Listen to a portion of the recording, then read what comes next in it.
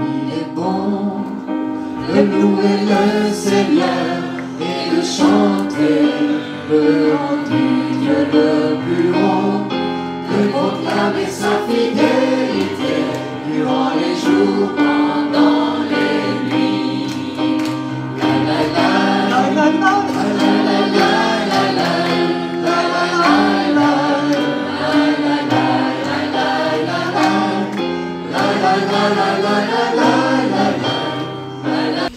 Le Seigneur m'a donné un ordre de mission depuis 15 ans qui était de lever des armées.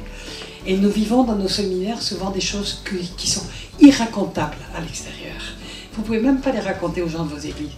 Donc j'ai vu qu'il y avait beaucoup de liens qui se tissaient entre les gens qui avaient participé à ces séminaires. Et c'est une bonne chose parce qu'ils peuvent continuer à partager des choses qu'ils ne peuvent pas partager avec d'autres. Des choses qu'on a du mal à partager avec d'autres. Donc c'est bien effectivement pour la Suisse que vous connaissiez toute l'équipe de là. Voilà. Je vous présente déjà Pascal et Sarah, qui sont de Lausanne. Il y a Christelle et Fabien, eux ils sont du Jura bernois. On les voit pas, on ne voit pas qui c'est. Derrière, Christelle. On vient de nous dire qu'ils étaient timides, ils se cachent. Il y a Martha qui se cache, qui est la pasteur de l'église quand même, hein. Je ne sais pas pourquoi elle se cache. Martha. Ensuite, il y a la famille Godet, parce que nous, on est dans tous les trucs. Donc il y a mon frère, Jonathan, qui est là, assis par terre, avec son épouse Gaëlle, ma soeur, Adrien, mon mari. Alors voilà, nous on est à disposition, je sais qu'il y avait d'autres personnes comme Agnès et son mari, mais ils ne sont pas là. Non, il y a l'équipe de Paris. Oui. Alors, l'équipe de Paris, venez. Ils ne viennent que pour vous servir. Ils viennent pour vous servir, oui. Ils viennent que pour vous servir. Ils sont tous aguerris. C'est pour ça qu'ils savent vraiment depuis des années, pour la plupart, pas tous, mais pour la plupart, certains sont aussi en formation de combattants, mais pour la plupart, ils sont depuis des années des guerriers. Ils ont du discernement de l'esprit. Ils savent faire quand il faut faire. Donc, que vous les connaissiez, ils prient vraiment de tout leur cœur, ils intercèdent nuit et jour. La plupart n'ont même pas dormi du tout cette nuit. Hein, et puis, quand ils dorment 3 heures, c'est pas mal. Mais c'est vraiment des intercesseurs, des guerriers, des combattants. Et je me réjouis que le Seigneur les ait mis à mes côtés pour m'épauler. Quand mon sentier change, j'ai une vision. J'ai vu une armée de combattants. Alléluia. Une armée qui combat avec l'amour de Dieu, avec la gloire de Dieu. Si on peut chanter ce chant ensemble, c'est un chant inspiré par l'Esprit. Si on peut, en même temps, s'arrêter à l'éternel, car sur mon front, il est écrit. On peut applaudir un sainteté à l'éternel, sur mon front, il est écrit. Sainteté à l'éternel, sur mon front, il est écrit. Sainteté à l'éternel, sur mon front, il est écrit. Saint, saint, saint, saint,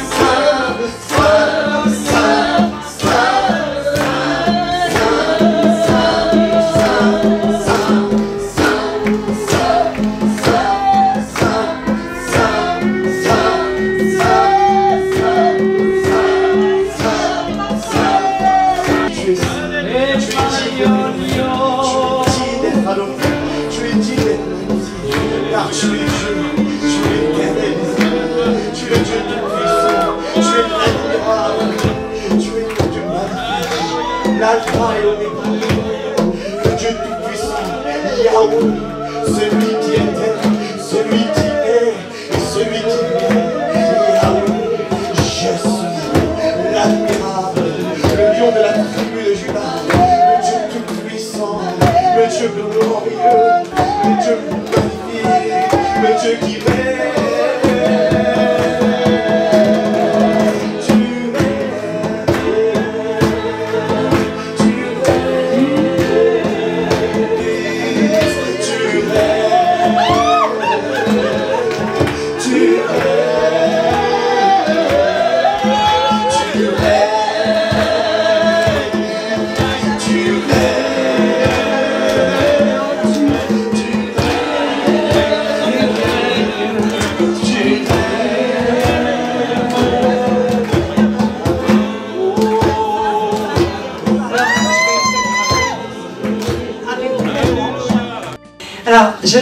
en profiter pour donner d'autres visions que le Seigneur m'a données. Il m'a montré, dès le début de la louange, il y a eu un torrent qui a commencé à descendre. C'était vraiment un torrent qui venait d'en haut. Un torrent qui descend du ciel. Dans ce torrent, j'ai vu tout d'un coup un canot, ce qui est comme un canot pneumatique, qui devait descendre ce torrent. Et il y avait quelques personnes à l'intérieur, pas beaucoup. C'était la panique la plus totale parce que c'était un torrent. Que je voyais le canot qui descendait comme ça, et que les personnes disaient, mais où on va aller? Mais où on va aller comme ça? Et effectivement, on voyait qu'à l'arrivée, elle devait passer sous l'eau. Mais qu'à partir de là, elles allaient pouvoir venir en nouveauté de vie. Et le Seigneur est en train de dire à plusieurs ici, vous avez peur. Vous avez peur de ce torrent que je suis. Vous avez peur de tout lâcher et d'être plongé, parce que ça représente aussi les eaux du baptême, la mort à soi-même. Vous avez peur parce que vous ne savez pas où vous allez, où ça va vous mener. Et vous retenez pour essayer de ne pas chuter. Et vous croyez que c'est une chute, alors que c'est une mort à soi-même pour revenir en nouveauté de vie. Vous ne risquez rien du tout à plonger dans ce torrent. C'est comme dans Ézéchiel 37, c'est 37 ? Non, 47, quand il faut lâcher prise pour pouvoir être emmené par le torrent. Il faut lâcher prise. Et j'ai vu qu'il y avait 2-3 personnes dedans. 2-3 personnes. Est-ce que ces personnes se reconnaissent? Oui? Eh bien, est-ce que vous êtes prêts à lâcher prise? Mais lâcher prise en faisant confiance totale. Parce que la foi, c'est la confiance. On fait confiance au Seigneur. On dit, ok Seigneur, me voici. Me voici. Moi, j'ai un cœur pour le salut, ça, arraché. Et vous savez, il y a tellement de gens qui sont dans les églises, mais qui ne sont pas sauvés. Tellement. Et on le voit, il n'y a pas de fruit. Et elles sont toujours en train de se retenir à des choses qu'elles croient concrètes, solides de leur vie. Et ils ne savent pas lâcher prise pour se rendre en entier à Jésus-Christ. Si c'est ton cas aujourd'hui, tu peux avancer. Tu peux avancer. Et c'est toi qui vas dire, Seigneur, me voici. Je lâche prise. Je viens. Je te fais confiance. Me voici, j'arrive. Je te fais confiance. Je te fais confiance. Amen. Et c'est vous qui allez le faire en face. Il n'y a pas de parole à vous faire répéter. C'est une alliance que vous faites avec le Seigneur. Une alliance de confiance. En sachant que lui a tout donné pour vous. Et qu'il est passé par la mort pour chacun d'entre vous. Parce qu'il avait confiance en son Père. Alléluia. Amen. J'ai vu autre chose. C'est une personne qui ne comprend pas pourquoi il y a toujours des paroles mauvaises qui sortent de sa bouche. Elle-même en reçoit beaucoup parce qu'on récolte ce qu'on sème. Elle-même en reçoit beaucoup, mais il y en a toujours de mauvaises. Et j'ai vu que c'était un héritage sorcier. Alors, si cette personne, pas forcément tout de suite, le Seigneur veut peut-être parler à son cœur, mais sachez qu'on a des équipes pour vous libérer. Mais il faut commencer par la repentance et le renoncement. Parce que ça veut dire que dans la famille, il y a eu des personnes, des sorciers ou des sorcières qui lançaient des malédictions. Et après, on a ce qu'on appelle une langue de malédiction. Et on n'arrête pas de prononcer des paroles mauvaises qui se tournent en malédiction sur les autres. Alors si vous savez que c'est vous, vous pouvez très discrètement dire, après aller voir les combattants et dire, j'ai besoin de te libérer de ça. Mais on commence par la repentance.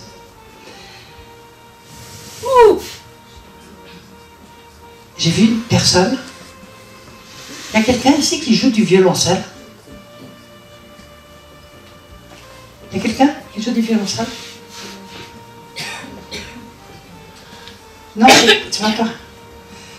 Dieu va équiper quelqu'un qui probablement est déjà musicien, mais je le voyais qui a mené un violoncelle dans la louange. Ah, c'était superbe.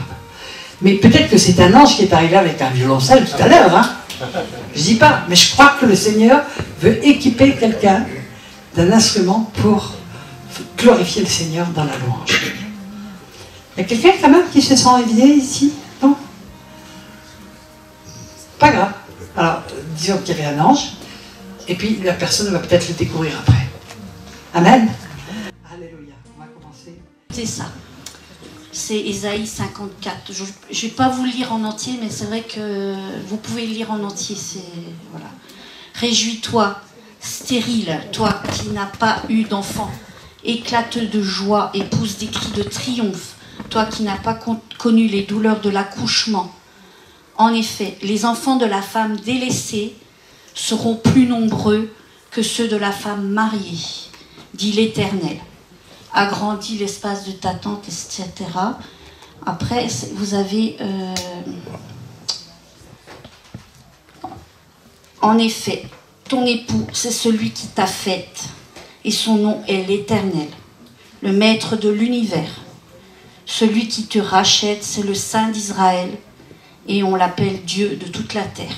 Après, vous pouvez lire tout le reste, mais c'est un peu trop long, donc... Ça me touche personnellement parce que pendant la première année de ma conversion, je pouvais prendre ma Bible, la tourner dans tous les sens et l'ouvrir. Elle tombait toujours sur la même page, Ésaïe 54. Et ça s'est réalisé pleinement. Vous savez, quand une parole de Dieu se fait réma, mais sans arrêt, Dieu n'arrêtait pas de me donner ce passage. Et peut-être qu'il veut le transmettre à quelqu'un d'autre aujourd'hui. Ou à plusieurs autres. Amen. Alléluia.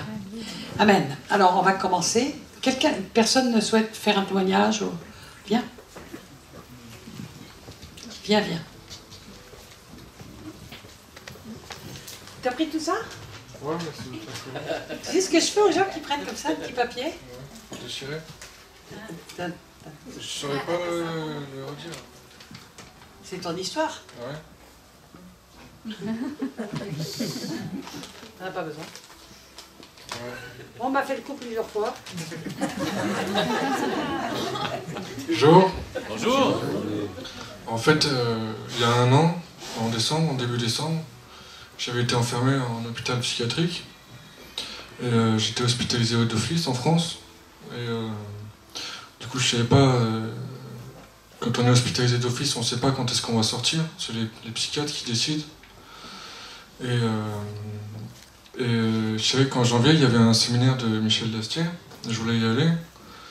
Et en fait, aussi, avant d'aller en psychiatrie, j'avais passé plusieurs mois, quasiment un an, je faisais n'importe quoi. Et je fumais des joints, et je prenais des cuites, et je prenais de la drogue. Et du coup, Dieu, pour me faire réaliser que je faisais n'importe quoi, il a fait que je finisse en HP. Et je priais Dieu que je sois libéré, que je ne sois pas obligé d'avoir un suivi psychiatrique et de prendre des médocs et tout. Et finalement, j'ai vu un juge des libertés qui m'a libéré une semaine avant le séminaire. Et j'ai passé une semaine à fumer des joints. Et fumer des joints, ça me fait psychoter. Je n'osais plus sortir, j'étais complètement terrorisé et tout. J'avais peur de tout, j'ai peur de tout le monde et tout. Je suis schizophrène en fait aussi. Enfin, finalement, je suis allé au séminaire et vous avez vu quelqu'un qui était comme un Sherpa. Exact. Et je me suis avancé et il y a des gens qui ont prié pour moi, mais il ne s'est rien passé. Et après, je leur ai dit que je fumais tout ça, parce que je me doutais dans le fond que c'était pas bien. On veut toujours arracher ce qui se voit. Le Seigneur, il veut commencer par changer nos cœurs. Amen. Après, tout le reste s'en va. Attendez, il y a quelquefois des blessures monstrueuses à l'intérieur des personnes qui font qu'ils fument, qu'ils droguent, qu'ils saoulent. La priorité de Dieu, c'est de guérir d'abord l'intérieur. Et après, tout s'en va. Et il a fait plein de trucs dans ma vie. Il m'a délivré plein d'angoisses, plein de craintes que j'avais.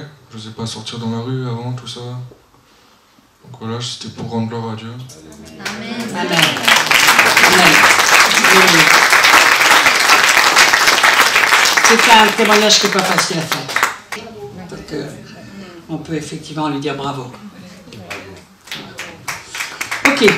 Alors, vous avez vu que j'avais intitulé ce séminaire « Les derniers temps ». C'est un peu vague, d'accord? parce que je ne savais pas du tout sur quoi le Seigneur allait me guider. J'ai souvent fait des séminaires sur l'eschatologie, j'ai fait des séminaires sur plein de choses, sur l'apostasie, sur plein de choses. Mais le Seigneur m'a guidé sur 2 autres choses, que je vais partager donc dans les 2 jours, aujourd'hui et demain. Et en fait, le Seigneur m'a parlé de l'état des chrétiens des derniers temps, qui est aussi largement annoncé dans la Bible. Et il m'a parlé de l'augmentation de la connaissance, qui a été prophétisée également par Daniel. Et la vraie connaissance pour Dieu, c'est de connaître Dieu. Amen. Et donc d'avancer dans la connaissance de Dieu. Et le Seigneur m'a donné des révélations. Écoutez, si demain j'arrive à terminer à 4h30, ça relèvera du miracle absolu. Tellement il m'a donné des choses. Mais je vais commencer par l'état qui nous est donné. Et très souvent, nous lisons ce passage en pensant que ça ne nous concerne pas. Que ça concerne les païens. Or, ce n'est pas du tout ce que Paul dit en 2 Timothée 3. D'accord? On va commencer par ça. On va le lire en sachant qu'il les appelle les gens, parce qu'aux yeux de Dieu, ils ne sont pas chrétiens, mais ils ont l'apparence de chrétiens. Et on nous a parlé beaucoup de ceux qui se passeraient pour des chrétiens dans les derniers temps, mais qui ne le seraient pas aux yeux de Dieu. On nous parle de l'église de Laodicée, qui croit avoir tout. Pourtant, Jésus, il est dehors, il n'est pas dedans. D'accord? Et pourtant, tous croient à l'intérieur connaître Jésus, prier le vrai Jésus, être de bons chrétiens. Mais Jésus, il cogne à la porte, il fait presque une supplication. Si quelqu'un entend ma voix, ils sont peut-être 500 millions à l'intérieur. Si quelqu'un entend ma voix et qu'il ouvre, je souperai. Pourquoi il dit souper? Parce que c'est le dernier repas de la journée. C'est le dernier moment. Je souperai avec lui, et lui avec moi. C'est-à-dire intimité.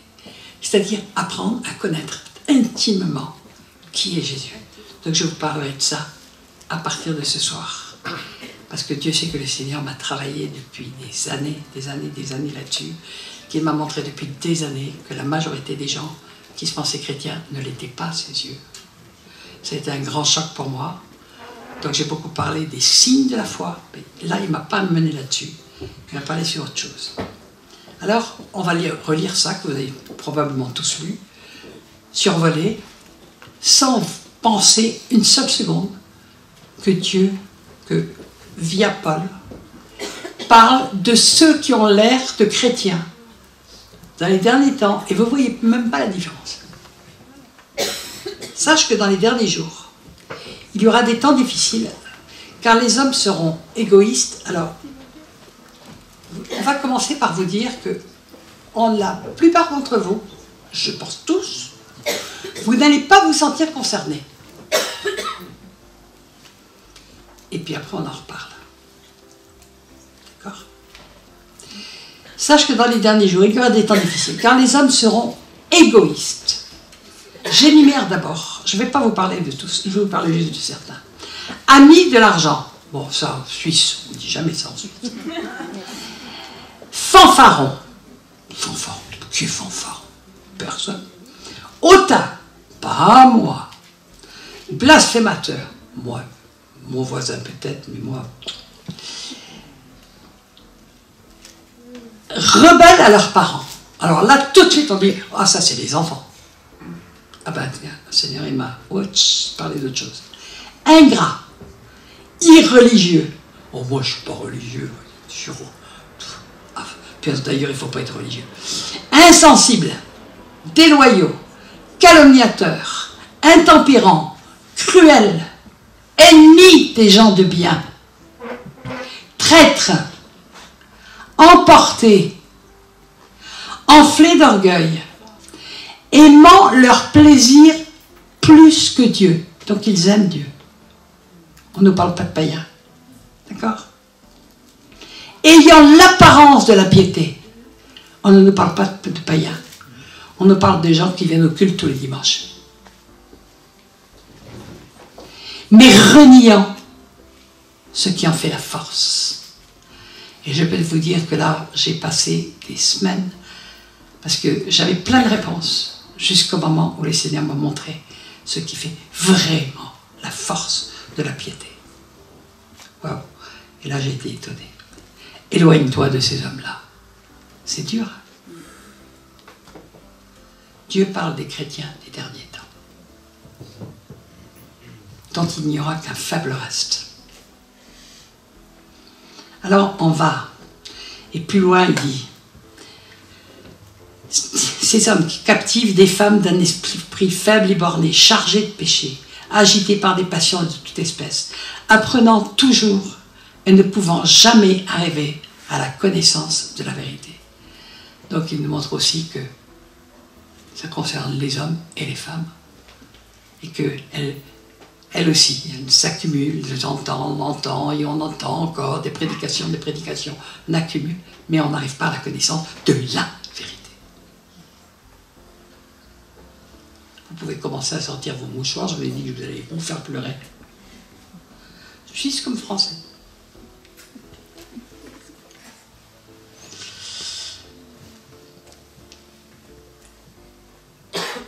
Je prends un autre passage.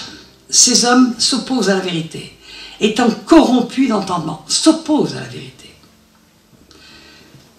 Il nous est beaucoup parlé pour les derniers temps d'apostasie. Apostasie, ça veut dire abandon de la foi. Mais là, c'est pire. Ils s'opposent à la vérité. Ils ne veulent surtout pas que la vérité soit écoutée.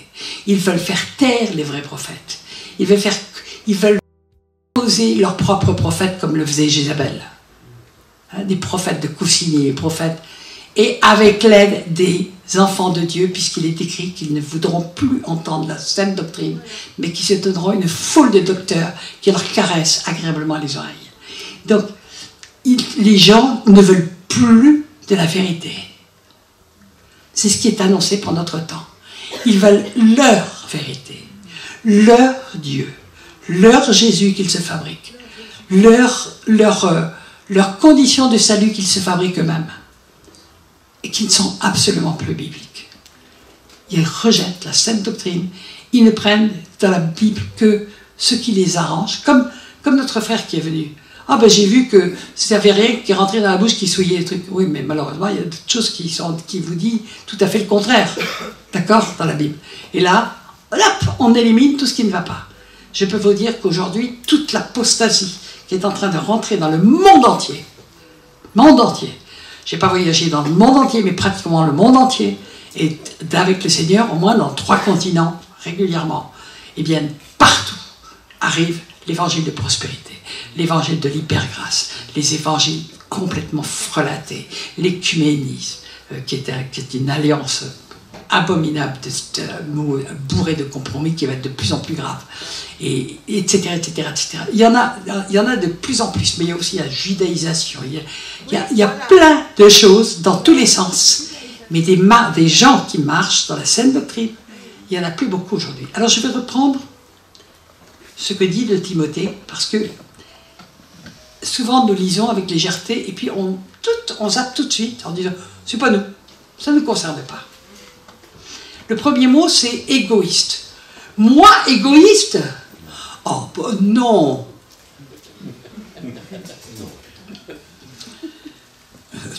Je donne tous les jours à manger aux oiseaux. Je donne à manger à mon chien.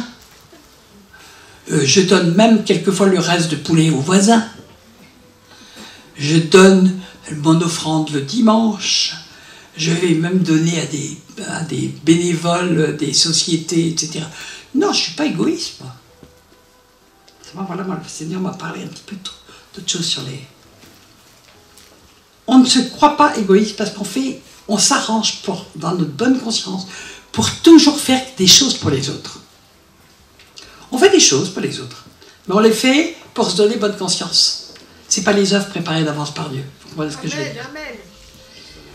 En fait, surtout dans toutes nos contrées, et ça affole tous les gens qui viennent des autres pays, nous sommes horriblement individualistes Et qui dit individualisme dit. Alors on dit pas on est des égoïstes, on dit on est des individualistes.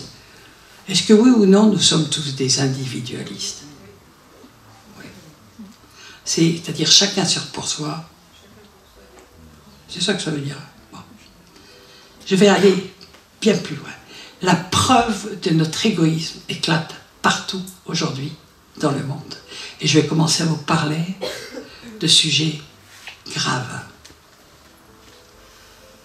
Parce qu'ils sont très actuels. Pourquoi croyez-vous que nous avons des flots d'immigrés qui arrivent de partout?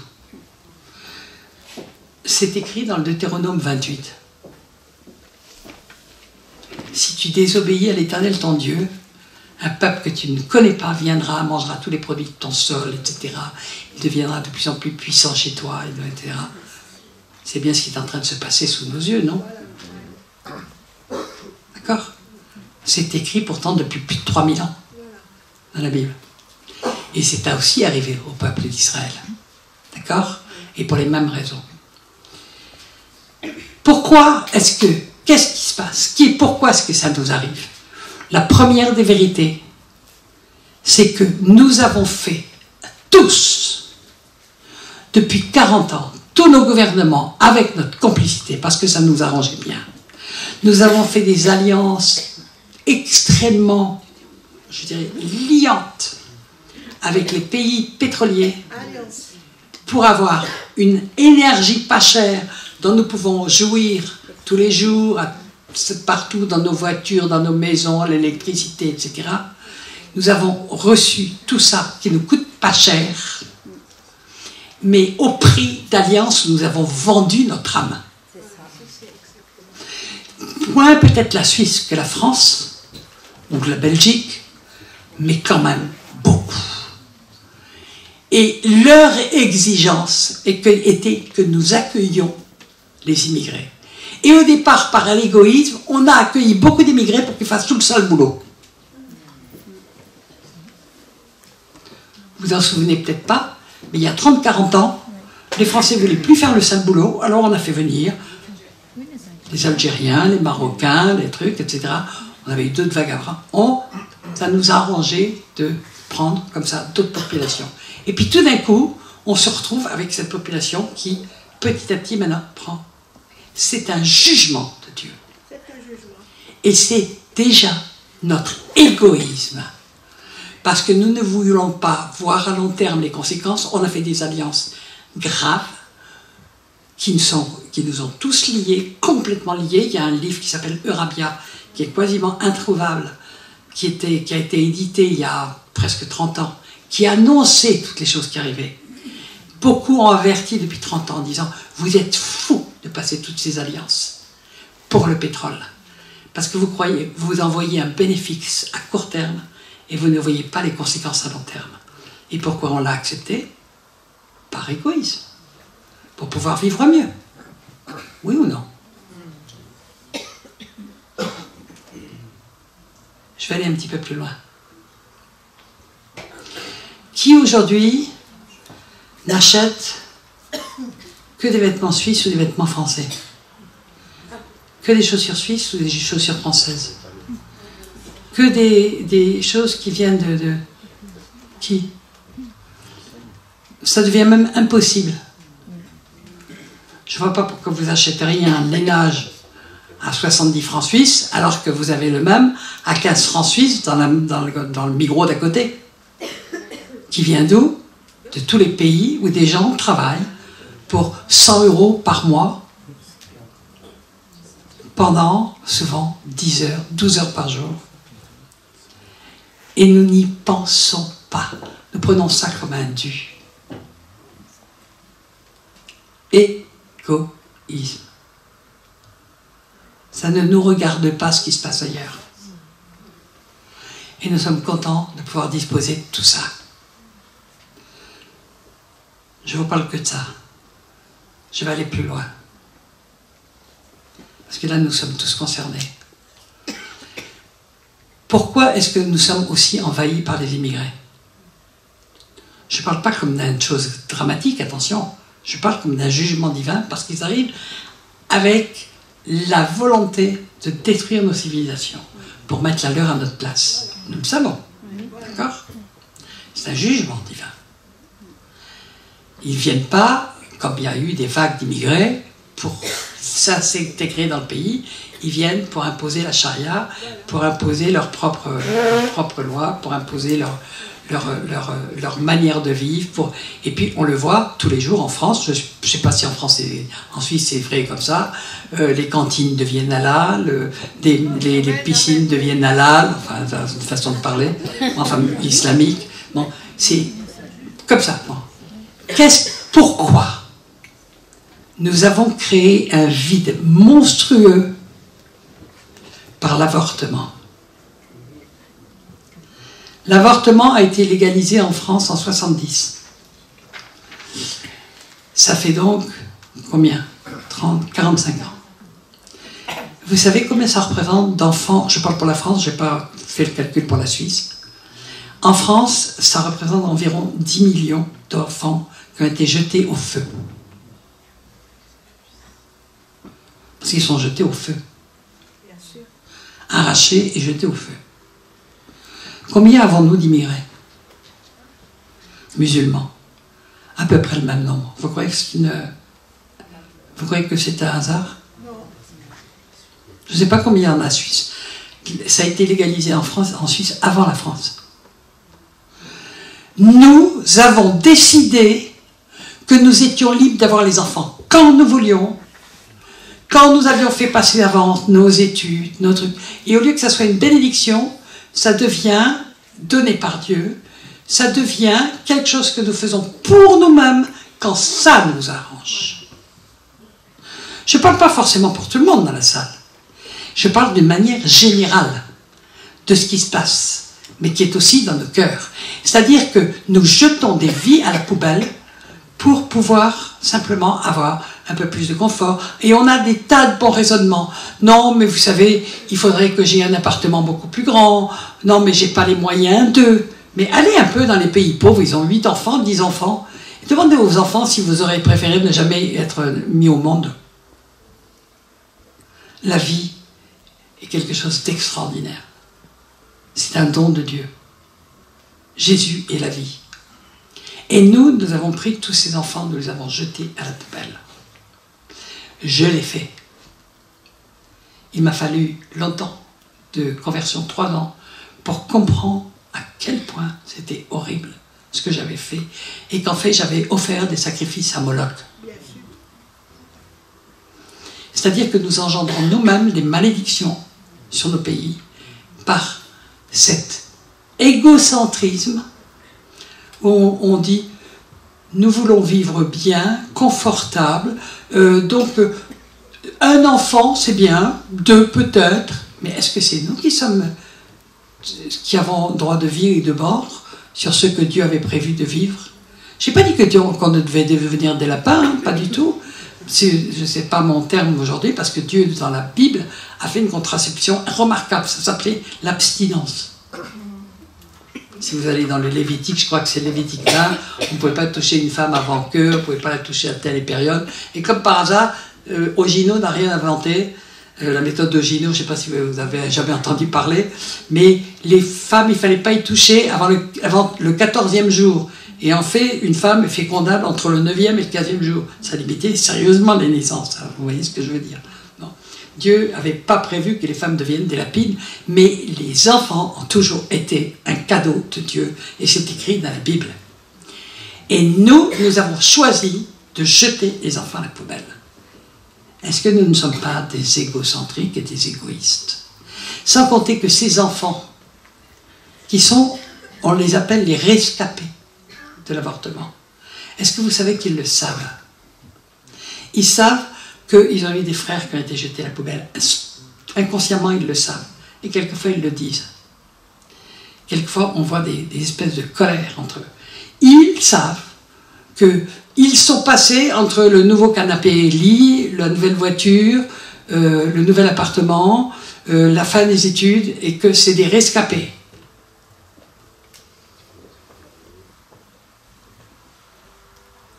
Je vous remue un peu là ou pas? Ça vous est jamais arrivé d'y réfléchir à ça? Et de regarder les choses en face. Et vous croyez que Dieu voit ces choses sans être en colère? Il y a 3 ans, il y a eu, là Dieu m'a beaucoup parlé, il y a eu au Japon un tsunami, tout le monde s'en souvient, coup sur coup, tremblement de terre, tsunami et Fukushima. Avec donc maintenant beaucoup de terres qui sont complètement empoisonnées, polluées. On ne parle pas de la mer et de la pollution qui va très loin. Et quand j'ai vu ces 3 cataclysmes l'un sur les autres, j'ai dit, mais Seigneur, pourquoi? Déjà, ce pays a subi un cataclysme invraisemblable avec Hiroshima, lorsque ces villes ont été rasées par les bombes atomiques, avec des 60 000 morts, des 80 000 morts, etc. Et puis des irradiés qui, 30 ans ou 50 ans après, étaient complètement estropiés, etc. Bon. Je dis, mais Seigneur, mais pourquoi? Qu'est-ce qui se passe dans ce pays pour que il n'y a pas un oiseau qui tombe, donc c'est pas du hasard. Là. Alors, pourquoi sont-ils punis aussi sévèrement?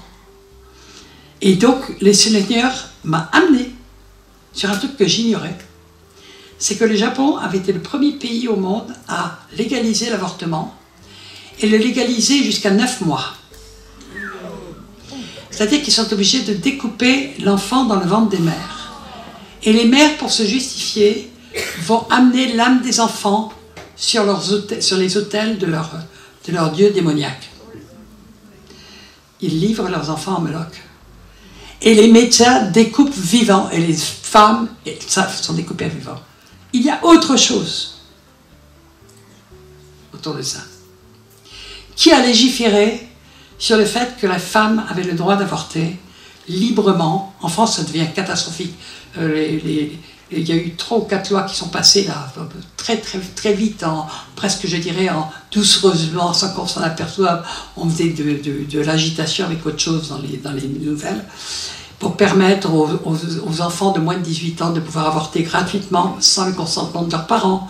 Dans les écoles, on envoie des gens pour expliquer aux enfants à partir de 6 ou 7 ans qui pourront avorter si jamais ils avaient un problème. C'est affolant, hein, ce qui est en train de se passer. Affolant. Mais donc j'étais là avec mon histoire du Japon, et le Seigneur me montre que ça. Et c'était avant même la dernière guerre que les femmes japonaises avortaient, qu'elles ne voulaient pas prendre de pilule parce que dans leur esprit, la pilule a des conséquences hormonales qui peuvent être embêtantes. Donc, il vaut mieux avorter. Et elles peuvent avorter jusqu'à 9 mois. Et la guerre, une fois terminée, la loi avait été, pendant la guerre, évidemment il y a eu tellement de morts, elle a été supprimée, mais même pas 3 ans. Et elle a été remise illico juste derrière. Il me vient dans le cœur ce qui est dit à un moment donné par Dieu, ne châtierai-je pas ces choses-là? C'est de l'assassinat pur et simple de centaines de millions d'enfants qui ont été faits, et au Japon. Et j'ai dit, mais Seigneur, pourquoi le Japon? Parce que la Chine, ils font la même chose. Ils ont fait la politique de l'enfant unique, et ils ont fait la politique des choses horribles. Hein, politique. Alors, il y a des gags que j'ai appris il n'y a pas très longtemps, parce que tu es plein d'humour quand même. C'est que il y avait la politique de l'enfant unique qui viennent juste d'arrêter, mais évidemment la pyramide, tout le monde voulait un garçon. Alors il y a une fille pour 10 hommes à peu près. Alors ils vont les faucher aux Philippines ou ailleurs, ils vont faucher les femmes, parce qu'il n'y en a pas assez. Maintenant, les résultats, quand l'homme joue à Dieu, c'est pas très, très réjouissant. Et il y avait une exception qui avait été faite, c'était pour les jumeaux. Et figurez-vous que le nombre de jumeaux qui sont arrivés en Chine, c'est le double de la proportion normale dans le reste du monde. Et les gens avaient des jumeaux, faux jumeaux, vrais jumeaux, ils pouvaient garder les deux. C'est des trucs très, très, très, très amusants, enfin très amusants si on veut. Et je disais, mais Seigneur, pourquoi il n'y a pas eu les mêmes calamités? D'abord, il y a énormément de calamités en Chine qui ont été tues pendant très longtemps. Hein, le monde ne le savait pas, il faut le savoir. Il y a eu des dizaines de millions de morts en Chine sous le communisme, sous le régime communiste. Il faut le savoir. Bon. Des choses vraiment très très dures. Mais le Seigneur m'a dit, il y a actuellement en Chine quelque chose qui se passe et qui fait que mon jugement, j'ai retiré ma main, c'est parce qu'il y a un grand réveil chrétien en Chine. Et ce réveil chrétien fait que la main de Dieu ne s'est pas appesantie.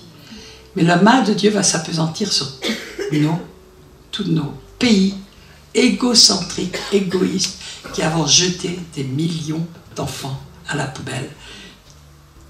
En France, c'est 350 000 par an.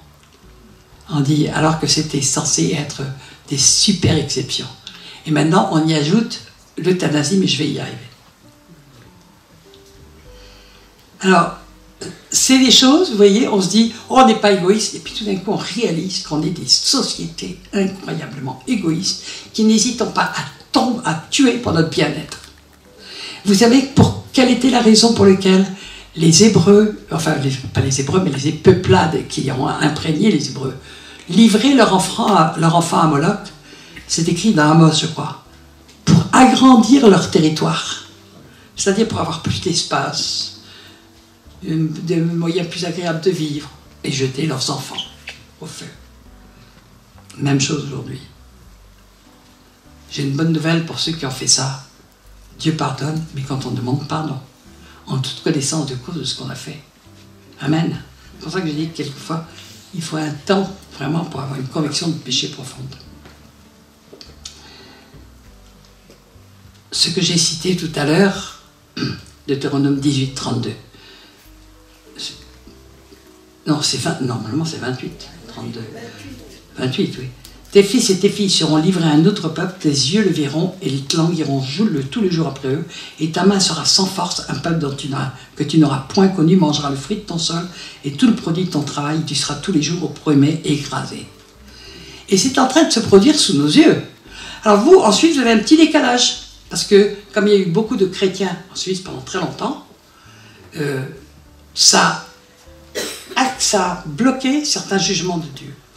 Mais je vais redire ce que j'ai dit hier, parce que c'était terriblement prophétique. Même la panne de courant qu'on a eue était prophétique. Quand on est arrivé de France à la frontière suisse, il faisait un soleil extraordinaire. Il était 4 heures de l'après-midi, c'était lumineux, c'était vraiment un soleil magnifique. Et puis on voit qu'il y avait dans la plaine un étrange nuage. Et d'une seconde à l'autre, alors qu'on était à 3 km de la frontière, à Valorbe, on s'est retrouvé dans un... Je n'ai jamais vu un brouillard comme ça, de ma vie. On s'est retrouvé dans un brouillard noir. On ne voyait rien, c'est comme si la nuit était tombée d'un coup, et on ne voyait rien que les phares des voitures. Et pendant 1 heure, on a été dans des ténèbres, comme il est prophétisé dans la Bible, les ténèbres qui tombent sur la terre. On s'est retrouvé dans ces ténèbres, et j'ai dit, Seigneur, chaque fois que j'arrivais en Suisse, j'avais l'impression de sortir des ténèbres de la France et d'arriver dans un pays de lumière. Mais tu m'importes qu'aujourd'hui, la Suisse est tombée dans les mêmes ténèbres. C'est pour ça que Dieu a besoin de lever une armée d'intercesseurs, pour que sa main ne s'apesantisse pas. Nous savons bien que Dieu est en colère. Nous savons. Je ne vais pas tout citer, je vais juste citer un petit peu des adjectifs. Ami de l'argent. Ah, Ecclésiaste dit l'argent mène à tout. Ça aide. Personne n'est contre l'argent. Mais l'argent n'est... Est-ce qu'un outil est un ami? Regardons bien les mots utilisés. Est-ce que quelque chose qui est un outil est un ami? Non, un outil, ce n'est pas un ami, c'est un instrument. Il est à notre disposition et on s'en sert comme d'un instrument. Mais l'argent lui-même devient un ami. Il prend la place de Dieu dans beaucoup de vies. Et les gens s'appuient plus sur ce qu'ils ont que sur Dieu. C'est exactement ce que Jésus a dit en Matthieu 6, 36. vous ne pouvez pas servir Dieu et maman, car si vous aimez l'un, vous haïrez l'autre, et si vous aimez l'autre, vous détesterez le premier. C'est-à-dire qu'on doit choisir entre faire confiance en Dieu ou faire confiance dans tout ce que nous avons et qui nous procure apparemment tout ce dont nous avons besoin. Les salaires, les comptes en banque, les assurances, les machins, les assurances vie. Je ne sais pas ce que vous avez en Suisse. Nous, en France, on a une pléthore de trucs. On a même des carnets de caisse d'épargne qui vont nous rappeler maintenant 0,25%. Hein? Mais tout le monde compte dessus. Il dit, heureusement que j'ai ces sous-là, la caisse d'épargne. C'est mon matelas. Bon. Donc ça devient un ami, et alors que tout appartient à Dieu. Est-ce que vous savez que toutes les monnaies du monde vont s'écrouler? Oui, oui. C'est écrit dans la Bible. Donc un jour, tout ce qu'on a ne servira à rien. Il est dit qu'on jettera l'or par les fenêtres. Il y a des gens qui entassent l'or actuellement. Il y a l'or qui monte, il faut entasser de l'or. Il est dit que les gens jetteront l'or par les fenêtres. Il ne servira même pas de monnaie d'échange. L'or et l'argent. Si vous avez des lingots, vous pouvez me les donner, hein, ne vous inquiétez pas. Non, mais investissez dans le royaume. Amen. Investissez dans le royaume. Comme Jésus l'a dit, accumulez-vous du trésor dans le ciel, parce que sur terre, je vais m'occuper de vous. Mais si vous mettez votre confiance dans l'argent, vous allez être comme ce jeune homme riche qui s'était présenté devant Jésus, qui voulait bien faire. Qui marchait dans la loi de Dieu, qui croyait vraiment être obéissant à Dieu, et qui dit, mais qu'est-ce que je dois faire pour être sauvé? Donc il sait quelque part qu'il n'est pas sauvé. Qu'est-ce que je dois faire pour être sauvé? Et c'est en Matthieu 19 ça. Et Jésus lui dit, vends tout ce que tu as et distribue-le aux pauvres. Il ne le dit pas forcément à nous, hein, pas forcément à tous, ça dépend de notre attitude, mais Dieu avait discerné que dans le cœur de cet homme, eh bien, il y avait un autre Dieu qui s'appelait Mammon, parce qu'il mettait plus sa confiance dans ses biens qu'en Dieu. Ou autant. Vous comprenez ce que je veux dire? Et que c'était un lien. Il fallait qu'il lâche. Et il n'a pas pu. C'est là qu'il s'est rendu compte que l'argent n'était pas un outil, mais que c'était en lui qu'il avait mis sa confiance. Et il est parti tout triste, nous dit la parole, tout triste. Et il est dit, Jésus l'aima, Jésus l'aimait, mais force jamais la main.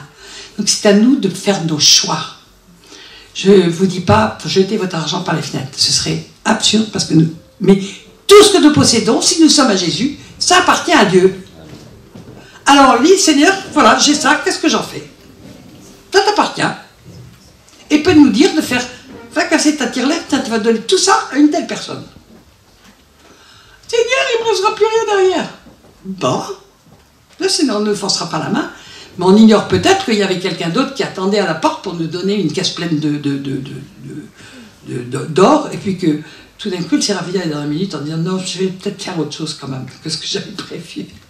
Je lui dis ça en blague. C'est-à-dire que nous privons souvent, quand Dieu nous demande de faire quelque chose, c'est toujours pour notre bien.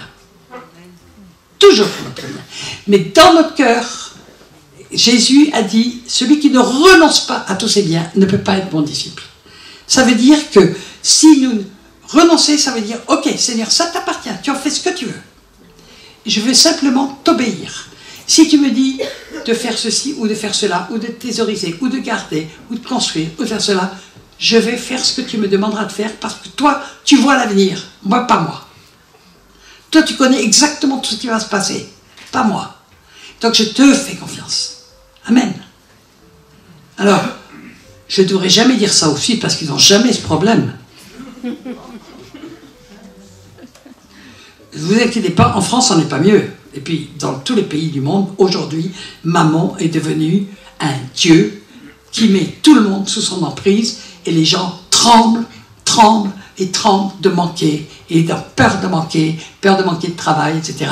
Et beaucoup sont sans travail. Elle dit, c'est facile, si elle se trouvait dans ma situation. Écoutez, Dieu n'a qu'une parole.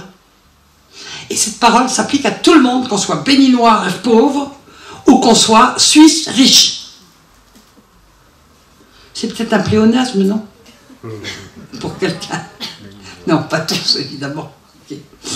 Alors, donc on dit, donc on est amis de l'argent parce qu'on compte souvent davantage sur ce que nous avons ou ce que nous pensons avoir, sur les héritages qu'on compte forcément qui vont tomber de la grand-mère, d'accord, ou de la belle-mère. Bon. Et on compte quelquefois beaucoup plus là-dessus que sur Dieu pour notre avenir. Pour moi, mon Dieu m'a dit qu'il pourvoirait à tous mes besoins.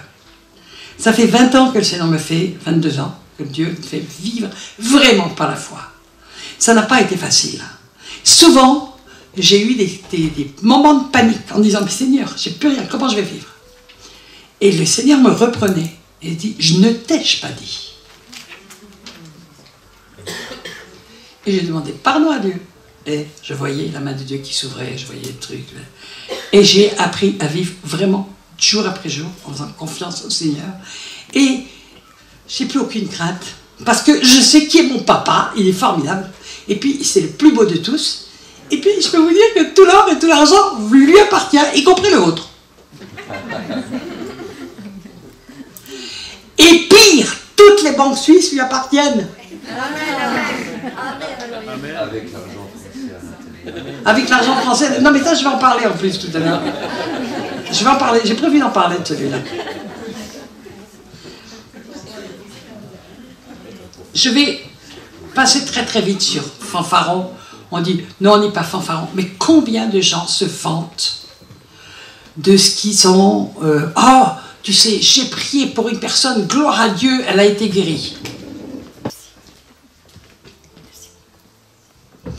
Vous voyez des grandes affiches. Venez ici, vous verrez des signes, des prodiges, des miracles. Est-ce que Dieu est à notre service? Est-ce que c'est lui qui fait les miracles?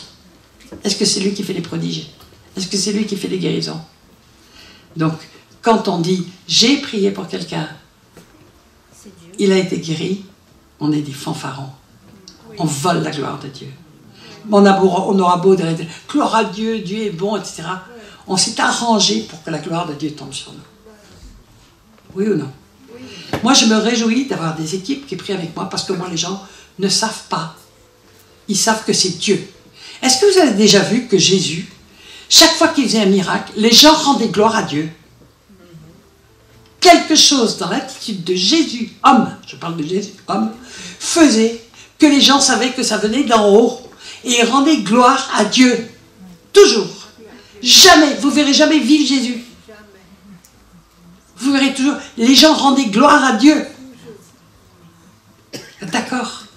Et nous prétendons que nous enrobons ça de gloire à Dieu, gloire à Dieu, gloire à Dieu, gloire à Dieu, mais nous nous arrageons pour savoir que, heureusement qu'on était là pour prier pour la personne et que c'est nous qui avons guéri la personne en quelque sorte, ou qu'il y a eu des miracles comme ça. Alors, fanfaron? Oui. Oui, oui. Et vous savez, très souvent, on ne veut pas reconnaître certaines choses. Autant. On va dire, moi, autant. Regardons bien nos attitudes, quelquefois, avec certaines personnes. Bon. Blasphémateur. Oh, moi, je ne blasphème jamais. Mais je vais vous dire, le blasphème est absolument abominable aujourd'hui dans toutes les églises. Il y a un mépris des choses de Dieu, une familiarité avec Dieu. Il y a le saint respect de Dieu, dans une sainte crainte de Dieu, a complètement disparu des églises. Et ça, c'est une démonstration absolue que l'apostasie est là et que les gens ont un faux Dieu qu'ils ne connaissent pas. Ok? Et donc, ils parlent de Dieu d'une manière blasphématoire. C'est leur copain. Oui, mais mon Jésus, il va faire ceci, il va faire cela. Et puis, ils se sont arrangés, et puis ils vont dire des choses. Et puis, il n'y a aucune crainte de Dieu dans leur cœur. Ils ne connaissent pas. C'est pour ça que le Seigneur m'a conduite aussi sur la connaissance de Dieu et révélé beaucoup de choses. Vous allez être scotché. Hein. Si vous aimez être scotché, vous allez... Bon, ok. Moi, il m'a scotché aussi avant. Hein. Je vous le dis tout de suite. Ennemi des gens de bien. Ennemi des gens de bien. Vous dites, oh non, oh pas moi. Faites attention quand vous dites pas moi. Parce que si le Seigneur risque que vous envoyiez comment est-ce qu'on appelle ça là, un SMS par retour du courrier, il faut vous mettre dans une situation, vous allez voir si ça vous arrive jamais. Alors, ennemi des gens de bien, en fait, c'est une réalité pratiquement universelle aujourd'hui aussi dans l'Église. Les gens ne supportent plus la vérité, ne supportent plus ceux qui reflètent même la gloire de Dieu. Alors, je suis assez bien placée parce que j'ai un blog où j'ai à peu près 5000 personnes par jour. Et j'ai beaucoup de gens qui viennent témoigner. Quelques-uns, c'est visible, d'autres viennent me témoigner par truc. Et ils me racontent, ils me disent, mais Michel, mais tu peux pas savoir, moi je marche avec le Seigneur, j'aime Dieu, j'aime Jésus, et je suis allée dans tel rassemblement chrétien, ou telle église, ou telle assemblée. Mais elle dit, mais c'est comme si je dérangeais, mais j'étais jetée littéralement, et je suis partie meurtrie. Les gens me disaient, mais ça vient pas de Dieu ce que tu vis. Ils jalousent ceux qui ont l'onction. Vraiment, je l'ai vécu. Et le Seigneur m'avait dit, c'est Saül poursuivant David.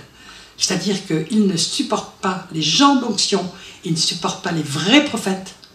Je vois sur des blogs chrétiens, il y a des gens qui disent « Oui, Paul Washer, oh, il dit n'importe quoi, puis alors, c'est un oiseau de mauvais augure. » Attendez, il est avec une épée tranchante, il a l'esprit d'Élie. Dieu est en train de lever des gens qui ont un courage, qui ont une audace, qui se moquent totalement de ce que les autres peuvent dire, de ce que les gens peuvent dire, et qui viennent et qui disent la vérité avec une épée tranchante. Et ils ne sont plus supportés des églises. Voilà. J'en fais partie. Je le sais, j'en fais partie. Et ça m'est complètement égal. Ça m'est complètement égal. Parce que le Seigneur me donne une paix et une joie qu'ils n'ont pas. Qu'ils n'ont pas. Parce que quand on marche avec Dieu, on a la paix, on a la joie. Et Dieu confirme, et confirme, et confirme, et confirme, et confirme ce qu'il nous dit.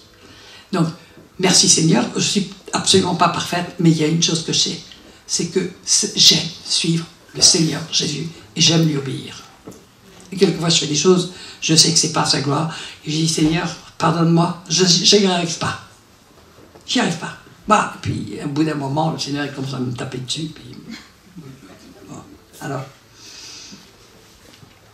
ennemi des gens de bien. Vous savez, il est écrit en Jean 16, 2 et 3.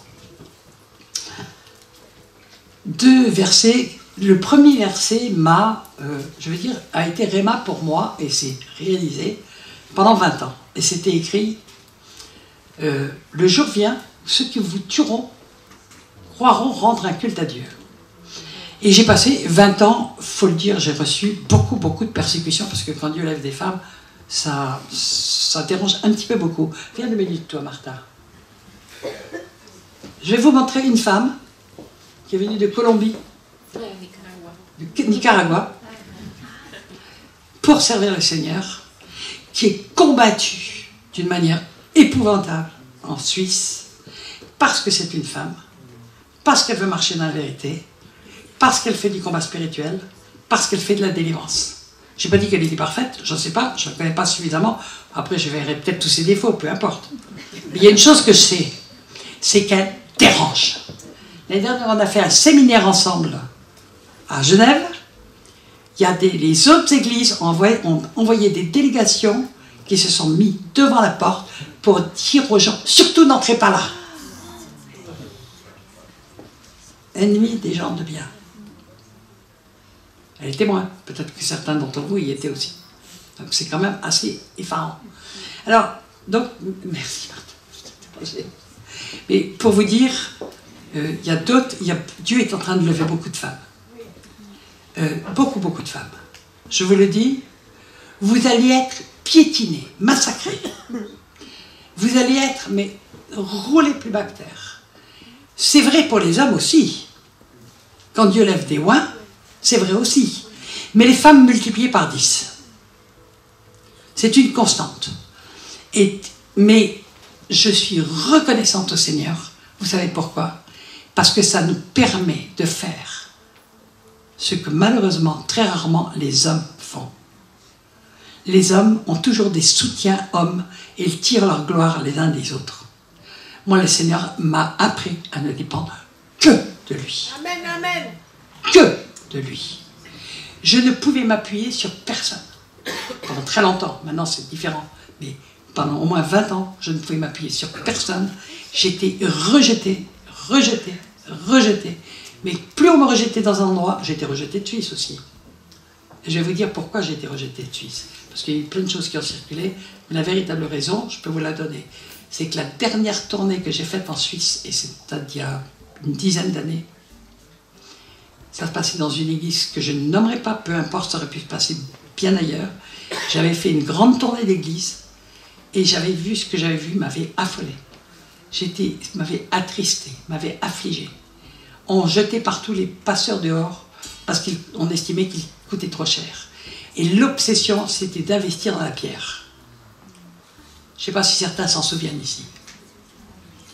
Mais c'était, dans toutes les églises, j'entendais parler que de ça. Investir dans la pierre. Et avoir des comptes en banque garnis. Et investir dans la pierre. Et la dernière église où je suis allé, il y avait 5 églises réunies. Et j'ai été saisi par le Saint-Esprit. Et j'ai dit tout d'un coup, vous avez investi dans les pierres mortes au lieu d'investir dans les pierres vivantes.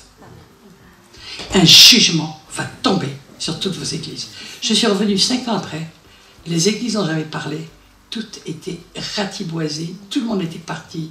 Les beaux locaux, ils avaient dû les louer à des païens ou à des entreprises païennes. Enfin, c'était une bérésina, j'ai vu. Mais pour vous dire que, bon, c'est pas ça, c'est pas grave. Bon, ferme une porte, Dieu en ouvre une autre. On m'enferme dans un endroit, Dieu m'en ouvre une autre. Peu importe, Dieu il sait ce qu'il fait. Lui, il a tout en contrôle. Après, il m'a ouvert des portes sur l'Afrique, il m'a ouvert des portes sur l'Amérique, il m'a ouvert des portes partout. Peu importe, c'est pas un problème. Mais ça avait commencé par la France. La France m'avait jeté, la Suisse m'a accueilli. J'aime la Suisse. Et j'ai fait tellement de choses sur la Suisse, tellement de séminaires. Ben, je sais que j'ai des bébés en Suisse. Alléluia. J'ai une famille en Suisse. Alléluia. Donc c'est pas grave, c'est comme un pays qui est sur mon cœur aussi. Mais c'est pour vous dire qu'on vit des choses comme ça. Mais les gens ne supportent plus la vérité. Et c'est exactement ce que Paul a dit. Les gens ne supporteront plus la vérité. Et se donneront une foule de docteurs pour entendre les choses agréables. Et vous le savez bien que la Suisse a été prise là-dedans. Mais il n'y a pas que la Suisse, c'est le monde entier. Je suis allé au Bénin, j'ai vu la même chose. Je suis allé au Gabon, j'ai vu la même chose. Je suis allé en Côte d'Ivoire, j'ai vu la même chose. Je suis allé au Congo, j'ai vu la même chose. Je suis allé aux États-Unis, j'ai vu la même chose. Je suis allé en Martinique, j'ai vu la même chose. Je suis allé au Guadeloupe, j'ai vu la même chose. Je suis allé au Canada, j'ai vu la même chose. J'ai vu ça partout. Au Brésil aussi. Pardon? Au Brésil aussi. Et au Brésil aussi. Moi, j'ai des personnes qui m'ont écrit il y a 2 ans. Et je crois qu'ils étaient au Nicaragua d'ailleurs. Je pense, en tout cas, ils se promenaient entre les Nicaragua, il y a un pays voisin. Et c'était un couple de prophètes français.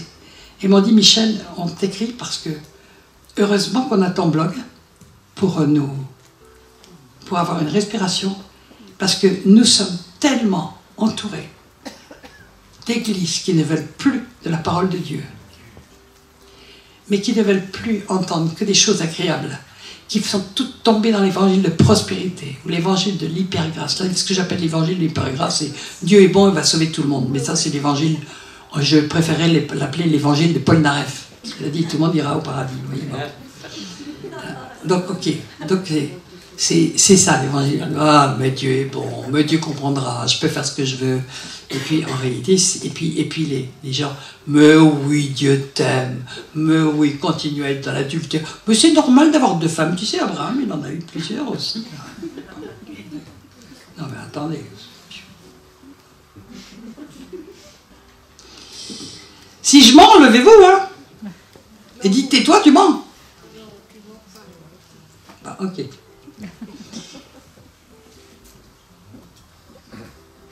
Donc, j'ai été interpellé par ce verset. Le jour vient où ceux qui vous tueront pourront rendre un service à Dieu. Ils ont tout fait pour me tuer de la langue, en France, puis en Suisse. C'est pas un problème. Tous ceux qui ont voulu me tuer de leur langue, il y en a beaucoup aujourd'hui, ils ont perdu leur ministère. Ou leur église, elle est complètement par terre. D'accord ? c'est pas un problème parce que le Seigneur va mettre toutes les églises par terre parce que c'est les zélotes d'hommes qui les ont construites, c'est pas Dieu. Voilà. Ils ont bâti des trucs de pierre morte. Dieu, il veut qu'on fasse un temple de pierre vivante. Amen. Amen. J'espère qu'il y a des pierres vivantes dans la salle.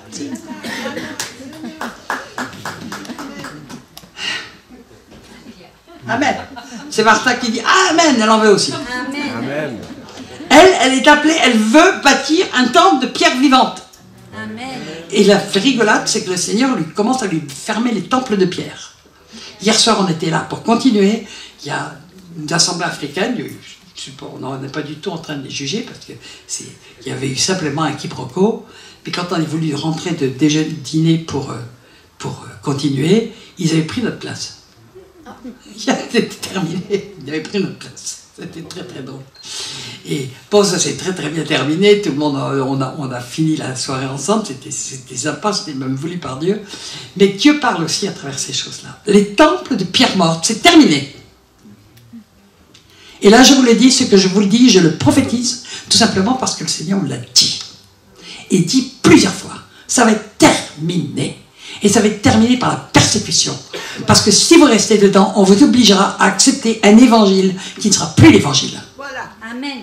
Amen. Et on va même vous donner des Bibles qui ne seront plus des Bibles, Amen. qui auront été transformées. Amen. Amen.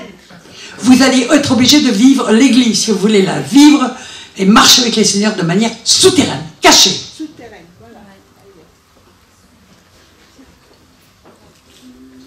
Vous pouvez sortir les mouchoirs si vous avez envie de pleurer. Je vous ai dit que je vous pouviez. Déjà fait, c'est bien. Je prends maintenant le message suivant qui était dans Jean 16,3, qui s'est fait Réma il y a 3 ans. Jésus donne l'explication. C'est parce qu'ils n'ont connu ni mon Père, ni moi. Ils ne connaissent pas Dieu. La majorité des chrétiens d'aujourd'hui sont dans Laodicée.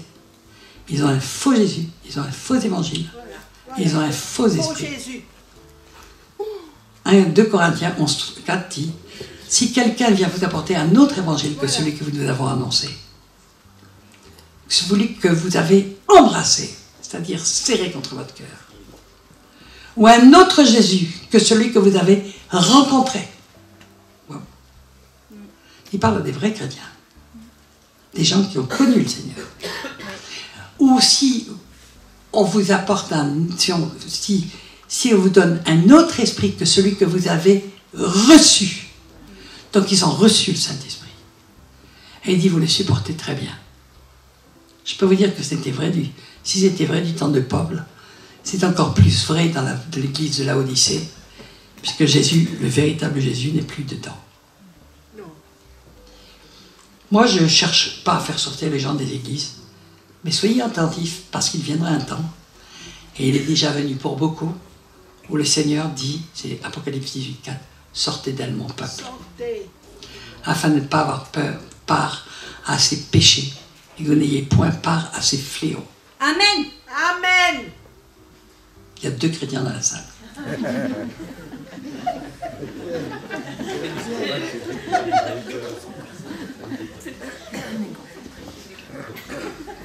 Parce que moi, je lis dans la Bible, et tout le peuple se leva et dit Amen. Amen.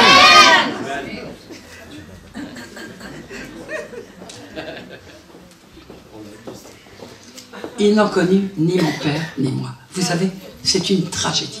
Moi, c'est quelque chose qui me fait mal au cœur. Je m'aperçois qu'à la plupart des chrétiens et des pasteurs, Voilà, des pasteurs.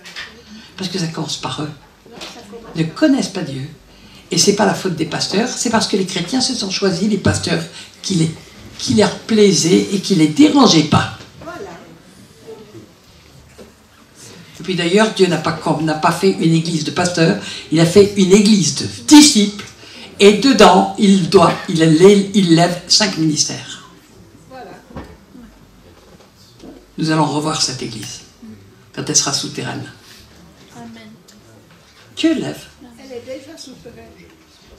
Elle est déjà souterraine, tu as parfaitement raison. Cette église est déjà souterraine, en grande partie. Je vais vous dire quelque chose. J'entends des centaines de témoignages par an, de gens qui sont sortis des églises. Je ne parle pas des gens qui supportent rien nulle part, et puis qui... Bon, il y a des gens, effectivement, on les appelle les électrons libres, rien n'est bien pour eux, et donc, bon, je ne parle pas de ça. Je parle du fait que beaucoup de gens, dans le monde entier, sortent des églises constituées, qui donnent un faux évangile. La plupart du temps, il y a le processus, je vous dis ça pour que vous sachiez comment ça se passe. On passe par un temps de désert. Le Seigneur doit nous faire passer par ce temps de désert pour nous libérer de tout ce que nous avons ramené d'Égypte. Amen. Amen. Toutes les fausses doctrines que nous avons ramenées avec les faux dieux que nous avons ramenés d'Égypte. Et nos veaux d'or et tout le bazar. Et il faut qu'il nous purifie dans le désert. C'est souvent très douloureux. On est tout seul dans le désert. Et c'est souvent douloureux parce qu'on perd tous nos amis. On perd nos repères. On perd nos habitudes. Souvent on est rejeté de notre propre famille. On est rejeté de nos meilleurs amis. Ça fait mal. Ça fait mal. Mais Dieu est là. Et Dieu nous fait passer et il nous réapprend à vivre en marchant avec lui. Le Seigneur ne nous a pas demandé de faire des disciples qui soient, enfin des chrétiens, des croyants attachés à des murs avec un pasteur connu. Il nous a demandé de peupler le royaume et de rattacher les gens à lui. Amen. Donc dans le désert, les gens apprennent à se rattacher à Jésus seul. Amen. Et ce temps de désert n'est jamais le même pour les uns ou pour les autres. Mais au bout d'un moment, Dieu commence à mettre des connexions. Soit à travers des séminaires, soit à travers, comme il veut, des rencontres, des trucs. Et il va commencer à faire des connexions, parce que quand il dit qu'il ne faut pas être seul les derniers temps, parce que ça va être très dur, et quand il est dit n'abandonnez pas votre assemblée, c'est pas ajouté assemblée de pierre avec votre pasteur dans une adresse précise. Ou alors vous me direz dans quelle Bible c'est écrit ça. Bon. C'est la possibilité de vous rassembler. Et quand 2 ou 3 sont rassemblés à son nom, il est au milieu d'eux. Point final. En son nom. Amen. En son nom. Parce qu'il est écrit, et ceci d'autant plus que vous voyez le jour arriver. C'est-à-dire que plus les temps vont être difficiles, plus on a besoin de s'exhorter mutuellement, de prier les uns pour les autres, Amen. de s'appuyer avec confiance les uns sur les autres quand on sait que ce sont des vrais frères, parce qu'on va pouvoir vraiment partager, prier les uns pour les autres, s'exhorter quand l'un tombe, l'autre se relève, etc. Amen.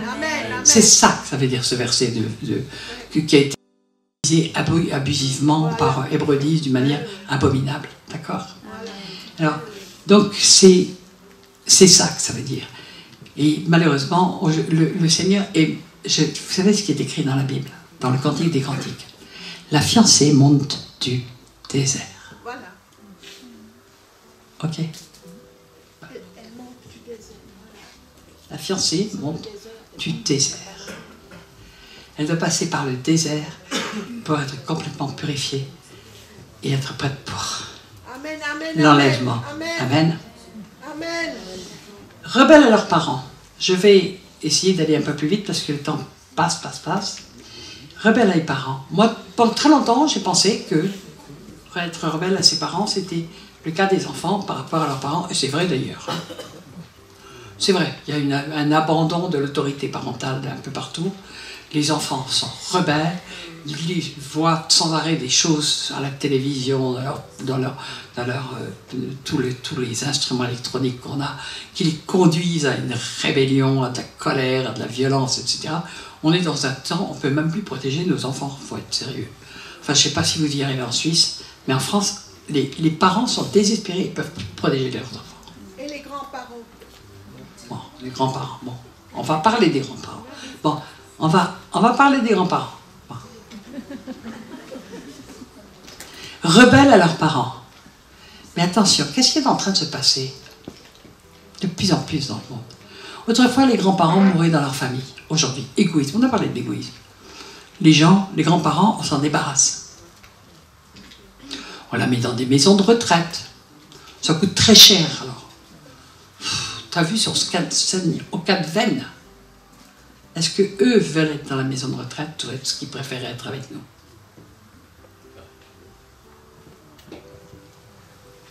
Posons-nous la vraie question. La plupart disent maison de retraite parce qu'ils ne veulent pas déranger. Ils ne veulent pas déranger. Ils ne veulent pas être une charge. Ils ne veulent pas sentir. Ils ont déjà un sentiment d'inutilité totale. Autrefois, les vieux avaient leur utilité, ils transmettaient aux jeunes. Aujourd'hui, ils se sentent absolument inutiles. Les enfants n'ont plus besoin d'eux.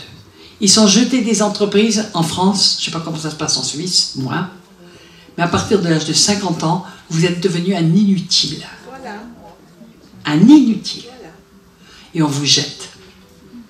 On fait tout pour vous faire partir. On va plus loin. Et vous avez commencé en Suisse avant nous. Sous prétexte qu'ils puissent partir dans la dignité sans souffrance, on les euthanasie. En France, on appelle ça sédation profonde. Plus hypocrite que ça, vous mourrez. Parce que la sédation profonde, ça veut dire qu'en réalité, on laisse la personne mourir de faim et de soif. On ne l'alimente plus, on arrête. Ça s'appelle non-assistance à personne à danger. Bon. Et on se débarrasse des gens comme ça. Jésus a dit, dans Luc 10, Matthieu 10, 21, pardon. Le frère livrera son frère à la mort. Ça existait tout le temps. Ça a commencé avec Caïn et Abel. Hein? C'est toujours les rivalités, les trucs, les machins. Bon. Et le père son enfant. Donc c'est la deuxième étape. Depuis quand les pères livrent-ils leurs enfants au feu, en dehors des pays païens que Dieu avait demandé d'exterminer à cause de ça? Mais Dieu est juste. Qui a légiféré pour que les femmes puissent avorter sans qu'ils aient le mot à dire? Ils se sont privés du droit de dire c'est mon enfant. C'est les hommes qui l'ont fait. Bien sûr que les femmes ont fait des pressions terribles. Elles ne sont pas plus excusables. Mais les rebelles à leurs parents. Alors, on a tué, les parents ont tué les enfants. Vous croyez que les enfants ont un sens quelconque de la valeur de la vie? Alors qu'ils savent que les parents jettent les enfants à la poubelle, les bébés à la poubelle pour un oui, pour un non, eh bien ils trouvent légitime, normal, ils vont appeler ça pour garder de la dignité, pour qu'ils ne souffrent plus. Alors ça commence tout doucement, au départ, comme l'avortement. On prenait des cas hyper extrêmes, mais vraiment à faire pleurer dans les chaumières, et puis il ne va pas falloir 2-3 ans, il n'a pas fallu longtemps pour que ça devienne un mode de vie normal. C'est-à-dire qu'on euthanasia, on va euthanasier tous les vieux qui coûtent trop cher. Parce que la vraie raison, c'est qu'ils ne servent plus à personne, personne n'en veut plus, et on les jette, on veut les jeter plus vite à Patresse. Le Seigneur m'a beaucoup parlé parce que j'ai sauvé mon beau-père. Je l'ai amené au salut, alors que ma sœur avait tout fait pour l'euthanasier pendant un week-end entier, en se croyant bonne, pour qu'il ne souffre plus, parce qu'elle ne supportait pas sa souffrance. Mais lui, quand il a compris ce qui se passait, il a dit « Stoppez !» Et le lendemain, j'ai pu l'amener au Seigneur. Amen. Donc je sais de ce dont je parle. En fait, c'est complètement diabolique, c'est pour empêcher les gens. Dieu ne fait rien par hasard. C'est souvent dans la pire des souffrances que l'homme se tourne enfin vers Dieu. Voilà, et quelquefois même dans son dernier souffle. Amen.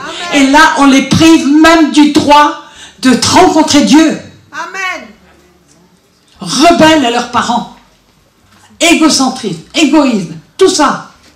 C'est ça que Paul est en train de nous dire pour les derniers temps. Mais c'est terrible ce qu'il est en train de nous dire. Vous comprenez ce que je veux dire? Et Jésus continue. Le Père livrera son enfant à la mort. C'est ce que nous faisons. Et les enfants se soulèveront contre leurs parents. Et c'est exactement ce qui se passe. Mais ils ont beau déguiser ça de tout ce qu'ils veulent et les feront mourir. Il est en train d'arriver. Nous sommes vraiment dans le temps dernier. On arrive au bout du processus. D'accord? Bon, je voulais vous parler de religion. Je vais arrêter.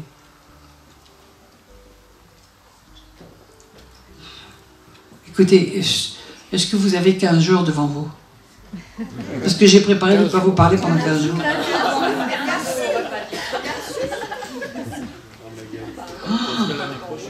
Ça n'arrête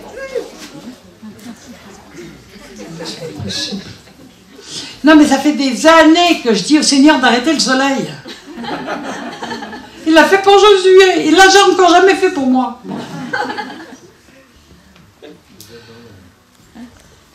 Jésus a dit, Matthieu, alors je passe encore sur plein d'autres trucs qui sont dits dans le truc, mais croyez-moi, si vous voulez que Dieu vous parle à travers, vous allez voir qu'en réalité, ceux qu'on part très glissés en classe, vous disent ceci, on dit, pas moi, pas moi, pas moi, pas moi, moi je suis pas comme ça. Quand on dit, Seigneur, montre-moi, je peux vous dire que accrochez vos ceintures, parce que quand il nous montre la réalité, on s'aperçoit qu'on est tous dedans. Ou qu'on a beaucoup de mal à se garder pour ne pas tomber dedans. Oui, alors ça, c'est vrai. Voilà. Jésus dit, Matthieu 24, 12, et parce que l'iniquité se sera accrue. Qu'est-ce que c'est que l'iniquité? Le péché. Non. Le rejet de la loi. Le rejet de la loi. L'anarchie. Le rejet de la loi. Le rejet de la loi. Je répète, Dieu, l'iniquité, c'est tout ce qui est juste face au droit de Dieu. Et le rejet de la loi, c'est nous faisons nos propres lois.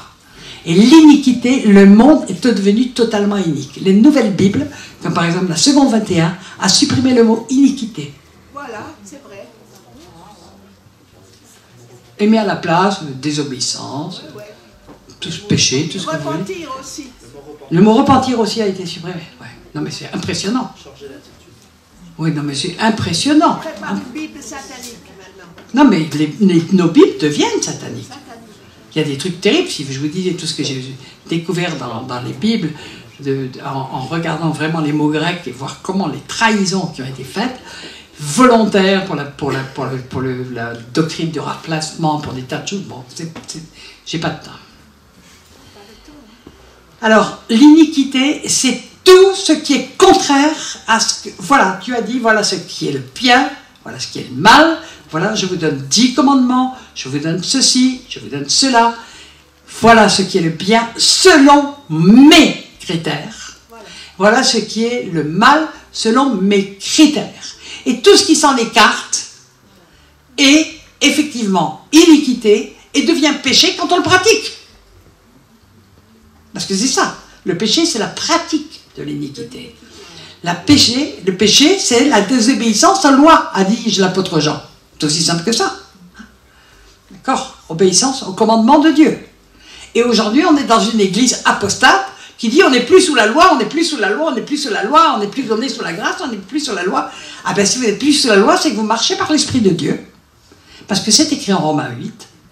Ça veut dire que c'est l'Esprit qui guide tous vos pas. Vous croyez qu'il vous fait pécher? Des évangiles, des faux évangiles. C'est quoi ça? Moi, quand j'ai quelqu'un qui me dit « Mais je suis plus sous la loi », je lui dis « T'es sur quelle loi ?» Ou vous êtes sous la loi de Dieu, vous êtes sous la loi du diable. Hein? On n'est plus sous la loi de Dieu quand la loi de Dieu est inscrite dans notre cœur et qu'on marche par l'Esprit de Dieu. Et tout ça est écrit dans Romains 8. On marche par l'Esprit de Dieu et l'Esprit de Dieu nous convainc de péché, de justice, de jugement, nous amène dans la repentance et transforme notre cœur et nous amène à marcher dans les lois de Dieu. Amen. Amen. J'inscrirai mes lois dans votre cœur, dans leur cœur. C'était une promesse en Jérémie et c'est une promesse qui est rappelée en Hébreux 10. J'inscrirai mes lois dans leur cœur. Ce ne sera plus un précepteur extérieur, ce sera le Saint-Esprit pourra nous alerter tout le temps pour dire ce que tu fais, t'es mal. Amen. Amen. Mais sortons de tous ces trucs-là. Reniant ce qui est fait la force de la piété. Alors, Je vais effectivement en parler 2 secondes, parce que ça va être le thème. J'ai tournicoté autour de ça depuis des années. Qu'est-ce qui fait la force de la piété? La saine doctrine? Oui. L'obéissance à Dieu? Oui. Enfin, tout ce que Dieu nous demande. Et puis tout d'un coup, j'ai vraiment compris que ce qui faisait la force de la piété, c'était la vraie connaissance du vrai Dieu. Et ça va être mes prochains. Et on va passer à travers la Bible. Tant pis si vous n'êtes pas d'accord, c'est pas mon problème.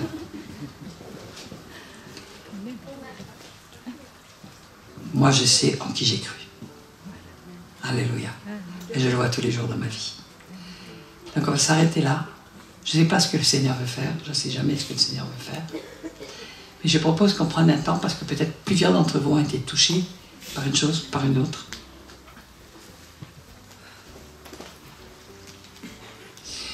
D'abord, je vais demander, est-ce qu'il y a des... Ah non, elles sont venues. Elles sont venues. On va prendre un temps devant le Seigneur, c'est lui après qui fait, pour dire, Seigneur, je reconnais que dans tel domaine, vous pouvez reprendre 2 Timothée 3, 4.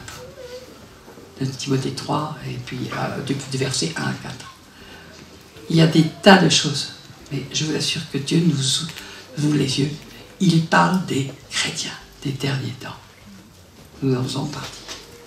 Est-ce que nous voulons faire partie du faible reste qui va marcher vraiment avec le Seigneur, envers et contre tout, qui sera persécuté, qui sera rejeté?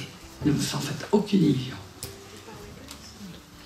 Ou est-ce que nous voulons marcher dans la grande avenue que beaucoup empruntent et qui mène à la perdition?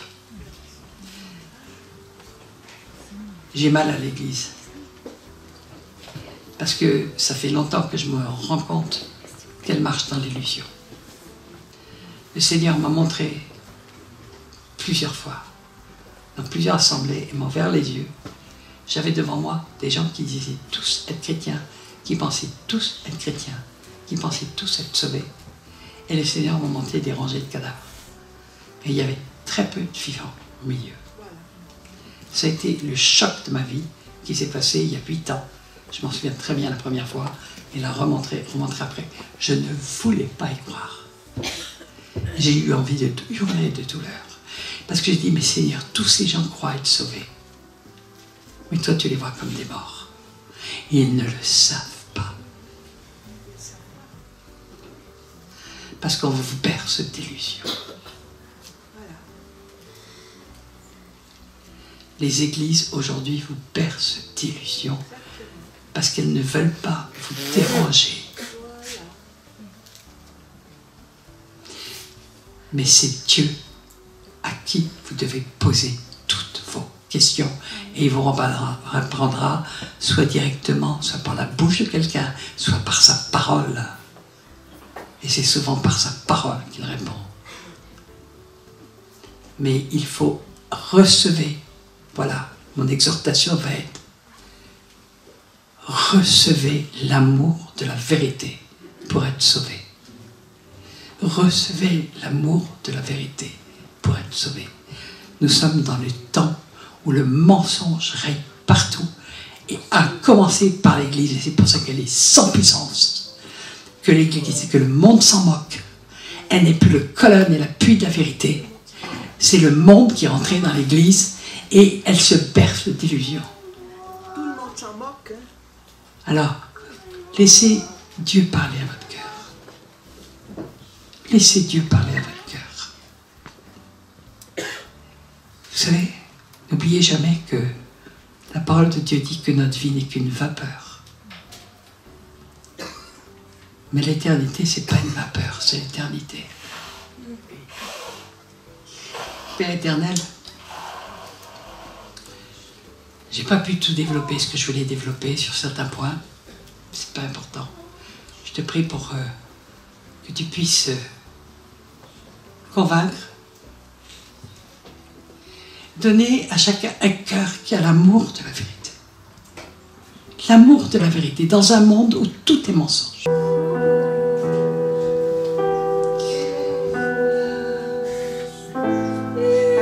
Suppliez Dieu de vous donner l'amour de la vérité.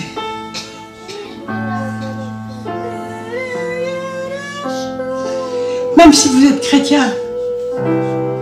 Parce que le monde fait tout pour vous enlever cet amour de la vérité et vous faire aimer les fables.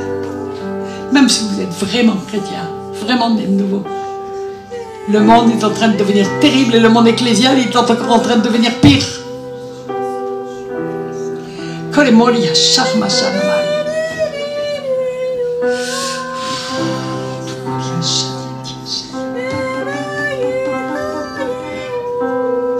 Jésus a dit que quand il reviendrait, est-ce qu'il trouverait encore quelqu'un qui a la foi sur terre?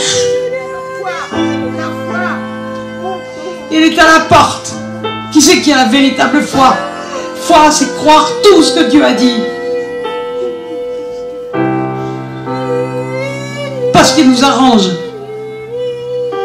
Pas picorer dans la Bible ce qui nous fait plaisir. Mais laisser Dieu être prêt à nous reprendre, même si c'est par la bouche de frères, même si c'est par la bouche de frères méchants. Si c'est vrai, c'est pas grave. Comme il y a